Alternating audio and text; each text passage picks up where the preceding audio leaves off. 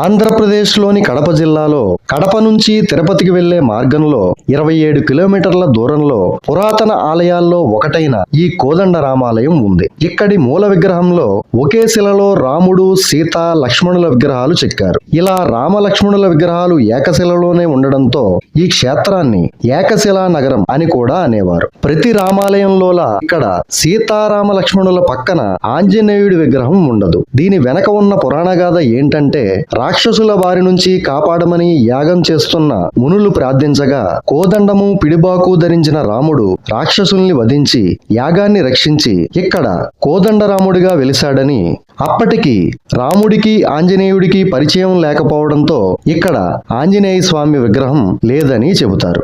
ఒంటిమిట్ట దేవాలయ నిర్మాణాన్ని చోళులు మొదలుపెట్టగా విజయనగర రాజులు పూర్తి చేయడంతో ఈ నిర్మాణంలో 2 శైలులు కనిపిస్తాయి.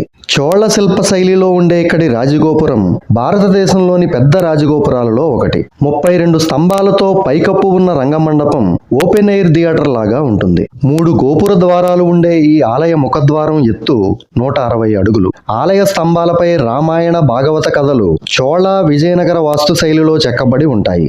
ఆలయానికి ఎదురుగా సంజీవరాయ దేవాలయం, పక్కనే రథంతో కూడిన రథశాల ఉంటాయి. 1640లో కడపను పాలించిన అబ్దుల్ నబీ ఖాన్ ప్రతినిధిగా ఒంటిమిట్ట శ్రీరాముణ్ణి దర్శించిన ఇమాం బేగ్ స్వామి భక్తుడిగా మారి తాగునీటి అవసరాల కోసం తవ్వించిన బావి ఓ అదనపు ఆకర్షణ. అందుకే ఒంటిమిట్ట ఆలయంలోని కోదండరాముడిని ముస్లింలు కూడా దర్శించుకుంటారని చెప్తారు. ఇప్పుడు ఇమాం బేగ్ బావి పూడుకుపోయింది. అయితే ప్రతి ఏటా తెలంగాణలోని భద్రాచలంతో సహా అన్ని రామాలయాల్లో మధ్యాహ్నం పూట అభిజిత్ లగ్నంలో శ్రీరామనవమి పర్వదినాన సీతారాముల కళ్యాణం నిర్వహిస్తుంటే ఒంటిమిట్ట కోదండరామస్వామి ఆలయంలో మాత్రం 4-5 రోజుల తర్వాత చతుర్దశి రాత్రి, సంధ్యాకాలంలో, పౌర్ణమి రాత్రి, పున్నమి గడియలు సమీపిస్తున్న సమయంలో వెన్నెల వెలుగుల్లో సీతారామ కళ్యాణం నిర్వహిస్తారు. ఇప్పుడు దీని వెనకున్న 2 పురాణ కథలు తెలుసుకుందాం. మొదటిది, శ్రీరాముడు మధ్యాహ్నం 12 గంటలకు పుట్టినప్పుడు ముక్కోటి దేవతలు హాజరైన సూర్యుడు అస్తమించకుండా ఉండిపోవడంతో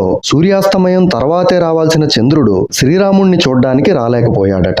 చంద్రుడి బాధ తీర్చడానికి శ్రీరాముడు రామచంద్రుడు అని నీ పేరే పెట్టుకుంటానని సముదాయించిన చంద్రుడు వినకపోవడంతో ద్వాపర యుగంలో రాత్రి 12 గంటలకు కృష్ణావతారంలో జన్మిస్తానని చెప్పినా చంద్రుడు బాధపడుతూనే ఉండడంతో ఒంటిమిట్టలో వెన్నెల రాత్రిలో తన కళ్యాణం జరిపించుకుంటానని రాముడు చెప్పడంతో చంద్రుడు సంతోషించాడట. ఇంకా 2వ కథ ప్రకారం రాముల వారిది సూర్యవంశం, సీతాదేవిది చంద్రవంశం. కన్యాదానం చేసే వధువు తరపు వారి అనుకూల సమయం భారత సంస్కృతి ప్రకారం వెన్నెల రాత్రి కాబట్టి చంద్రవంశ కన్యాదాన సంప్రదాయం ప్రకారం వెన్నెల రాత్రి సీతారామ కళ్యాణం చేస్తారట. ఇలాంటి అరుదైన మరిన్ని ఇంట్రెస్టింగ్ వీడియోల కోసం దయచేసి సబ్స్క్రైబ్ చేయండి, షేర్ చేయండి, లైక్ చేయండి, కామెంట్ చేయండి.